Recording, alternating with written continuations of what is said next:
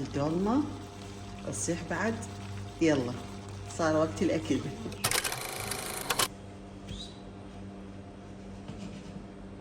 وعلى كيف؟ السلام عليكم يا طيبين، شلونكم؟ إن شاء الله بخير ومرتاحين، ونسمي بسم الله ونصلي على رسول الله وننطلق بيومنا. اللهم صل على محمد وآل بيت محمد الطيبين الطاهرين. يلا يا بنات، فيديو حيوي مفعم بالطاقة والحيوية والنشاط وحب البيت وحب الحياة وحب العائلة. فيلا إن شاء الله من خلال هذا الفيديو تنطلقون وما يبقى كسل. وانتو كلكم يا بنات هبات ريح وسباعيات ومعدلات، بس واحد مرات هم يتعاجز ويتكاسل، مرات نقول مليانة. اي والله كل احنا ترى هيجي. واليوم يا بنات ويا خواتي حبيت اشارككم روتين بسيط سريع، وحبيت اضيف واغير، اشيل حاجة من مكان المكان تنطي نوع من التغيير. فإن شاء الله تستمتعون بمشاهدة هذا الفيديو. شوفوا يا بنات، من أنا طفلة وصغيرة وكنت أتابع أفلام كرتون، كنت هواي متأثرة بأفلام كرتون. كان أفلام كرتون عقود القطيع، ما أتذكر شنو اسمه، هو أعتقد عقود القطيع. اي كانت بنية راعية ترعى بالقطيع وترجع للبيت، البيت خشبي ودائما موقد الطعام مشتغل وجدر الطعام يبخور الله. فكنت كلش أحب هذه الأجواء، وأحب بيوتهم البسيطة، طاولاتهم الخشبية والكراسي، وحتى فلونة كنت أتابعها رغم أنه بيتهم بسيط وعلى الشجرة، بس كنت أحب من هذا البيت. أقول الله دائما والله العظيم يا بنات، أنا من أكبر هذا بيتي. وحتى دفتر الرسم كنت ما أرسم به غير هذا المنظر وهذا البيت. طبعا هذه كيكة كنت راسمة عليها هذا البيت الكوخ، ويما دائما شجرة، وبعدين طورت الشجرة صارت نخلة. متابعاتي القديمات يتذكرون هذه الكيكة من رسمت عليها هذا المنظر، وبوقتها أخذناها ورحنا سفرة. فهذا بنات هذا بيت أحلامي من كنت طفلة صغيرة، وكنت أتابع ليدي وأحب القصر مالتها القاعدة بيه ومكانهم وبيتهم. فحتى فلونة كنت أتأثر بأكلهم، أروح لأمي أقولها يما طبخينا مثل الطبخة اللي طبختها أم فلونة. أمي تظل تضحك تقول لي شنو هي هاي الطبخة؟ قلت لها ما أدري، شوفي يما تعالي اليوم تابعي ويانا شوفي أمها شنو تطبخ، أريدك تطبخين مثله. فأمي مرات تضحك خطية. فمن الصغر يا حبايب وأنا راسمة بيتي ومؤسسته بدفتر الرسم، هذا الكوخ البسيط وهذه الأشجار والوردات اللي مزروعة بصف الباب، باب البيت. فمن الصغر كنت أقول، وحتى مرات أحكي قدام أمي أقولها شوفي يما أنا هذا بيتي، من أكبر يصير عندي هيك بيت. وما كنت أعرف يعني شنو يصير عندي بيت، مثل إنه المرأة لازم تتزوج ويصير عندها أطفال حتى تأسس بيت وتأسس عائلة، لا، مجرد إنه هذا بيتي ويصير عندي هذا البيت، وبيت هادئ، بيت نظيف، بيت مرتب، أرضيته خشبية. والله العظيم هذا كان يعني شيء من الصغر. وكنت حتى من أرسم هذا المنظر الطبيعي بيت وأشجار أروح لأمي أخذ لها قلم جاف وأقول لها يما صلحي لي المنظر، ولازم تنطيني درجة كاملة 10 من 10 أو جيد جدا تكتب لي، أفرح كنت بهذا الشيء. ودائما بالركن الأعلى من ورقة الرسم أرسم الشمس، شمس تكون مشرقة وخيوطها الذهبية، والشمس عندها عيون ومبتسمة. فسبحان الله لحد الآن أنا أعشق هذه المخلوقة الشمس، أحبها وأتغزل بها. لكن هالأيام أو هذه الأيام من الصيف اللي تكون حارة، لا الصراحة ما أجيب طاريها وناسيتها هالأيام. لكن أنا من النوع كلش أحب الشمس ولونها البرتقالي وصفرتها ولونها الذهبي. فما أعرف يعني هاي الشيء من الفطرة من الصغر. والله ما أعرف اليوم أنا ليش حبيت أحكي هذا الشيء وأسولف وأفضفض وياكم.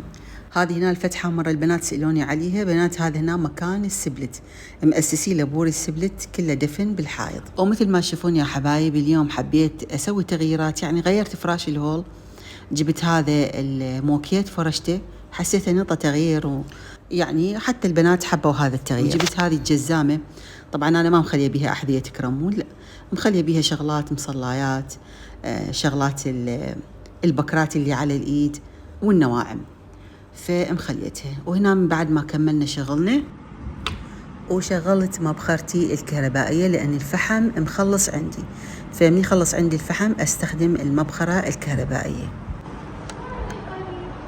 ريحة بخور، حسيت بريحتها ما شاء الله تخبر ريحته. وهنا طبعا يبخر على الهداوة، على كيفه يطلع العطر مالته، الله تجنن ريحته. وهنا يا بنات يا حبوبات شاركتكم هذه اللمسة الروتينية من باب التحفيز. فخلصت، طفيت الإضاءة وسديت الباب ونتوجه وين؟ للمطبخ. واليوم راح أطبخ وياكم الدولمة يا حبايب. وطبعا هنا مثل ما تشوفون تمن عنبر ولحم مثروم، والخضروات اللي راح أضيفنها بصل مثروم ثرم ناعم، فلفل بارد ثارمته مثل ما تشوفون، طماطة، اللب مالت الشجر أو الكوسة، وشبنت ثارمة لها شبنت. طبعا شبنت قليل لأن ما حصلنا شبنت، فراح أضيفن قليل من الشبنت المجفف. وأكيد يا بنات إضافة المكونات تفرق من بيت لبيت، من عائلة لعائلة، حتى نفس المحافظة تلقون بيت يختلف عن بيت، كل بيت إلى لمسته. وإضافة المعجون، إضافة الحامض، إضافة الثوم، البهارات الخاصة بالدولمة، لومي، بصرة، تضيفين فلفل أسود، تضيفين ماجي. نسبة الحامض تتحكمين بها، أكو ناس يحبونها حامضة. هو مرات حتى العائلة بنفس البيت ما تتفق على طعم معين، ناس يحبونها كلش حامضة حموضتها يعني ما تنجرع، وناس يحبون بيها خيط حلى، وناس يحبون ملوحتها تكون بارزة. فبعد قلت لكم هذه اللمسات تختلف. طبعا هنا هذا ماجي لحم ضفت لها، وهذه البهارات الخاصة بالدولمة يا حبايب. وبعد كل من وإبداعها ولمستها، واللي حابة أضيفه. هذه هنا بهارات مشكلة، شيء قليل يا بنات، مجرد ترى خاشوقة كوب من كل شيء، يعني مو كمية كبيرة، جزء بالتصوير تبين كمية كبيرة. هذه هنا يا بنات صلصة دولمة، إذا متوفرة تضيفينها، ما متوفرة تستبدلينها بدبس الرمان. هي محتواها دبس رمان، تمر هند، حموضة بيها نكهة تحسينها تتماشى وتتوالم ويا الدولمة. فبعد أنا متوفرة عندي ضفتها، وأكيد تنطي طعم طيب للمكونات. فبديل هذه الصلصة يا بنات هو دبس الرمان. وخلص نخلط كل المواد، ومثل ما تشوفونها صارت جاهزة عندي. وهذه الخضروات أنا كلها حافرتها ومجهزتها، وحتى ذارتها ملح. مثل ما قلت لكم يا حبايب كل من وطريقته، وحتى هذه التسمية. البعض يقولون لا هذه مو دولمة، احنا الدولمة عبارة عن سلق وبصل، أما تضيفوا لها شجر، تضيفوا لها فلفل بارد، هذه صارت محاشي. بعد بكيفكم يا حبايب، يسمونها محاشي، يسمونها شيخ محشي، يسمونها دولمة، اللي يعجبكم يا حبايب. وفعلا يا حبايب احنا قبل كان سلق بصل، هذه الدولمة. بس هذه الإضافات واحد من يضيفونها الناس يستطعمون بيها، مثل الشجر، البصل، الفلفل بارد.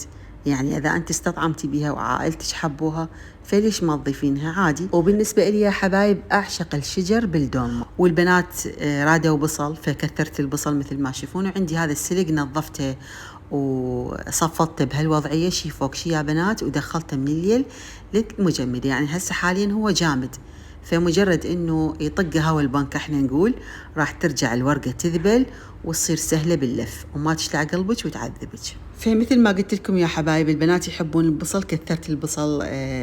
الشجر مثل ما تشوفون، الفلفل البارد، الفلفل البارد والله هم طيب يا حبايب، يموع موع وشحلاته. بس الطماطة المسكينة يعني ما هالقد يحبونها وما حد ياكلها، فضفت حبتين طماطة حتى مثل ما نقول لون حلو، إضافة لون لا أكثر. وهنا يا بنات جاي أقول لكم ضفت زيت للحشوة، لأن ما طلع بالتصوير وأنا أضيف الزيت. فهسه عندنا كل شيء جاهز، وراح ننطلق ونلف الدولمة وياكم. وشفت الجدر حطيت بيه عضود السلق، وضفت شوية من الزيت بقاعة الجدر، وراح نبدي نلف. وما عليكم باللي يقول ما أكل الفلفل، ما أكل الطماطة، ما أحب الشجر، كثرينا بس بصل، لأن بعدين ورا الغداء اللي يزيد خير من الله تقعدين فترة القيلولة تلقين ماكو، لعد على أساس أنتم ما تحبون الطماطة، ما تحبون الفلفل البارد، لعد وينه منو كله عليهم بالعافية. فيا سبحان الله اللي يتبقى من الدولمة يصير طيب ولذيذ، وتاكلونه بارد، تطلعونه من الثلاجة بارد وتاكلونه، الله ما يحتاج تحمونه. أنا هيك أحبه الصراحة، أحب آكل الدولمة باردة. وهنا مثل ما تشوفون يا بنات بديت أحشي البصل. تسولف اختنا وزميلتنا بالتعليق، والتعليق طبعا ثبته وهواي اخذ ما شاء الله لايكات وردود. فتقول اريد نصيحتك، انا عمري 33 سنة وانا الكبيرة لاخواني، واعتنيت باخواني، حسيتهم اولادي، تركت دراستي في سبيل اهتم بالبيت لان امي مريضة، والحمد لله وصلوا بدراستهم والبقية اتزوجوا، ومرات أتدخل بكل شيء لأن أخاف عليهم، ويقولون أنت شعلك بينا، وإخوانها وخواتها يقولوا لها اتزوجي، وحتى أمها تقولها أنت شعلك بيهم، لا تتدخلين بيهم وشوفي حياتك وتزوجي.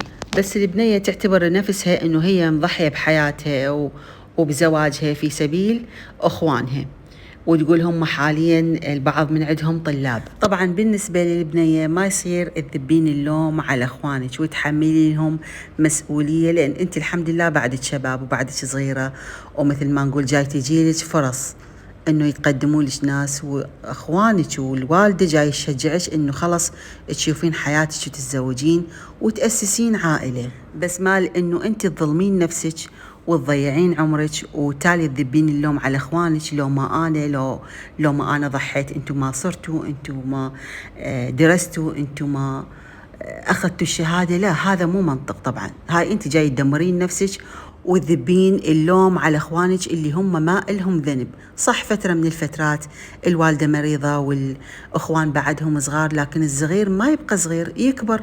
يعني خواتك اللي يصير عمرها 13 14 سنه، اخوانك يقدرون يساعدون بيناتهم على الأعمال المنزلية حتى لو يدرسون. فأنت ما يصير تحطمين حياتك وتحطمين مستقبلك، والعمر يمشي. ترى العمر نعيشه مرة واحدة، والوالدة جاية تقلك شوفي حياتك وعوفيهم، لا تتدخلين بيهم. وانت من هسه حتى هي كاتبة بالتعليق انه لو ما انا ما وصلوا بدراستهم، تبدين من هسه مثل ما نقولين تبينين انه انت صاحبة فضل عليهم. فكل احنا من كنا بنات قبل لا نتزوج كنا نشتغل بالبيوت، ننظف ونرتب. انا اتذكر صغيرة كنت انزل البردة واغسلها، تجي كانت امي من السوق تلقى البيت نظيف ومرتب. لحد الآن أتذكر فرحة أمي من تجي وشوف البيت نظيف ومرتب. مو معناته أنه أنا أقعد وأنا أدمر مستقبلي، ومثل ما نقول أضيع كل الفرص اللي تجيلي، وباكر بسبب تدخلاتي بحياة إخواني وخواتي وأزواجهم وزوجاتهم أنه أطلع أنا المسكينة، أنا المظلومة، أنا ضحيت. لا، ما حد ضحى. أنت كسرتي حياتك، أنت دمرتي مستقبلك. فنصيحتي إلك يا أختي، ولو كل البنات هم نصحوها، بس خاف أكو قصة تشبه قصة هذه البنية صاحبة التعليق، فحابة أقلها وأقلك إنه لا تذبين اللوم على العالم. هذا خيارك، أنت دمرتي حياتك. باكر لا تقولين لو ما أنا، لأن كل إحنا من كنا بنات عند أهلنا كنا ننظف ونقوم بواجباتنا المنزلية، فما إلهم ذنب إخوانك وخواتك تشيلينهم مسؤولية قراراتك الخاطئة. انت هذا الشيء قررتي، وانت هذا الشيء اللي تردينه، فلا تظلين تلحقينهم. انا ربيتكم، انا تعبت عليكم، انا صح كانوا صغار، لكن من تبدي وحده من خواتي او واحد من اخواني شويه يكبر، خلص هو يشيل المسؤولية، أو البنية الأخت تشيل المسؤولية بمكانك وبوجود الوالدة حتى لو مريضة وما تقدر تقوم، لكن وجودها ونفسها بالبيت خير وبركة. ترى حياة إخوانك وخواتك ما تتوقف عليك، فنصيحتي إلك استلحقي روحك وشقي حياتك وكوني عائلة تلمينهم ويلمونك. ترى الأسرة والعائلة تلم الإنسان، باكر عائلتك أبنائك يشيلونك ويشيلينهم. هي هاي الحياة، هي هذه سنة الحياة. فخلص سلمي المهمة لغيرك، وانت شقي حياتك وشوفي طريقك، وخلي عينك على الوالدة، خلي عينك على خواتك اخوانك. اكيد انت ما راح تنقطعين عنهم وما راح ترحين، يعني مثل ما نقول الغير قارة، اكيد يمهم وحولهم وحواليهم وتتفقدينهم دائما. وخاصة انه انت جاي تجيلك فرص، والعائلة تشجعك، الاخوان الخوات الوالدة رغم مرضها وجاي تقلك شوفي حياتك لا تتدخلين بيهم، ويعتبرون تدخلك هذا تسلط يعني عليهم، ما يعتبرونه محبة محنة، لأن هم لهم آرائهم، لهم أفكارهم، وأنت إلك فكرك. فيا عزيزتي هذه نصيحتي إلك. فالإنسان بطبيعته يا حبايب حمله ثقيل، فما حد يشيل الحمل غير عائلتك، غير ظنات. شوفي أمك مو تقولين مريضة وما بها على شغل البيت، لكن منو شايلها؟ منو شايل حملها غيرك أنت وخواتك وإخوانك؟ خلص بعد أنت وصلت العمر أنه لازم تشقين طريقك وحياتك، أكو غيرك، يعني أكو من ينوب عنك من الخوات من الإخوان، وهم ما راح يقصرون وراح يأدون دورهم مثل ما أنت ما قصرتي وأديتي دورك. فأنا تجيني هيك تعليقات اللي تكتب مثل فاطمة صديقتي، أو مثل بنت عمي، أو مثل أختي ما راضية تطلع تتزوج، تحس روحها إنه هي القيادية ببيت أهلي، إحنا هم نخاف عليها، جاي تقدم بها العمر وترفض إنه تتزوج وتشق حياتها. هم نحب نشوفها بين عائلتها وأطفالها، ونشوفها قاعدة مستقرة، لكن هي ما تتنازل، تحس بنفسها إنه هي بالبيت، ببيت أهلها الكل بالكل، وهي القيادية وهي تدير شؤون البيت. يعني حتى الأم إلها رأي بالبيت، حتى لو إخوانها يتزوجون تبقى هي المسيطرة. ولا يعني ما أسمح، أنا أم الجدر وأنا أم الطبخ وأنا أم الآنة، وما تنطي مجال لكل أحد. فياخذ بها العمر يتقدم بها العمر، بعدين تبقى تلاحق اخوانها وخواتها، لو ما انا انتم ما صرتوا، لو ما انا انتم ما تزوجتوا، انا كبرتكم، انا ربيتكم، انا تعبت عليكم. يعني حتى الام بعد تجردت من دورها، صارت هي بس ما ولدتهم بالحياة. فهذا مو منطق يا حياتي، مو منطق يا عزيزتي. فنصيحة لكل بنية إنه لا تغريها الحياة، لا تغريك مكانتك هسه ببيت أهلك بين أمك وأبوك وإخوانك. باكر يتغير الحال، باكر هذه العائلة الملتمة كل من يروح الحال سبيله ويكون عائلة وبيت وأسرة، وأنت يظل حملك ثقيل وتظلين تعايرينهم لو ما أنا ولو ما أنا. فما دام بعدك صغيرة وبعدك شابة وتجيلك فرص، لا تكسرين روحك، لا تكسرين مستقبلك، وخطيتك انت تشيلينها، لا تشيلين اهلك خطية نفسك، لان هم ما قصروا وياك وما وقفوا بطريق قسمتك. يعني انت وصلتي لهذا العمر ما تتمنين يصير عندك اطفال؟ ترى الاطفال والعائلة والابناء والبيت حلو، وإذا أنت شخصية قوية وصاحبة نفوذ، خلي هاي الشخصية والنفوذ بداخل بيتك وعائلتك اللي راح تكونينها. أما بيت أهلك مو دايم ليش بيت أهلك يا عزيزتي، وراح يجي من ياخذ مكانك وياخذ دورك. وليش تشغلين روحك بمشاكل إخوانك خواتك وتحسين روحك متفرغة لهذا الشيء؟ لا، تفرغي لبيتك، لعائلتك اللي راح تأسسينها. وربي يوفق الجميع يا حبايب. أنا هذا اللي عندي قلته، ونسمع آرائكم بالتعليقات. طبعا شوفوا هنا حتى الفلفل الحار حشيته وخليت، لأن عندي أبو فاطمة يحب الفلفل الحار ومو كلش حار زين. يعني هاي الدولمة على المزاج الصراحة. وهنا طبعا هذه الصلصة اللي راح أسويها للدولمة، شوي معجون، قلت لكم هذه صلصة جاهزة تقدرون تستغنون عنها، بإضافة دبس الرمان، إضافة الملح، شوية زيت إذا حابين ضيفوا، وملح حسب الرغبة. وطبعا راح أخففها بالماء، راح أضيف الماء مثل ما تشوفون، ومقدار الماء حسب كمية الدولمة، وبعد كل من طريقتها وشلون متعودة بطبخها. وهي أصلا الدولمة والخضروات هم راح تنزل الماء مالتها.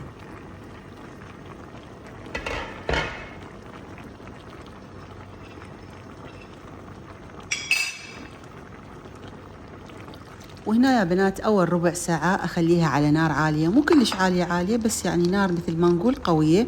هنا غطيتها حتى تنكبس المواد وما تنفل عندي. وشوفوا مقدار الماء.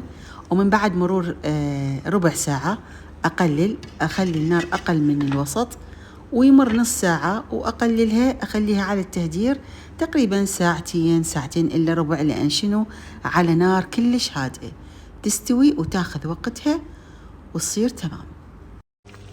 وما شاء الله الدولمة تصيح بعد. يلا صار وقت الأكل. صبوني يلا. الحمد لله.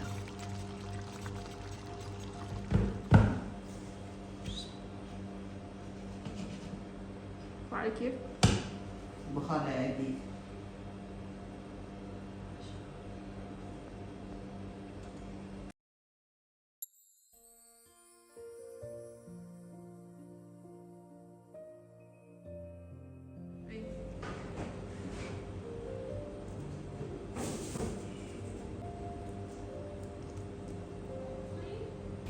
والدولمة تخبل يا حبايب طيبة ومعتبرة.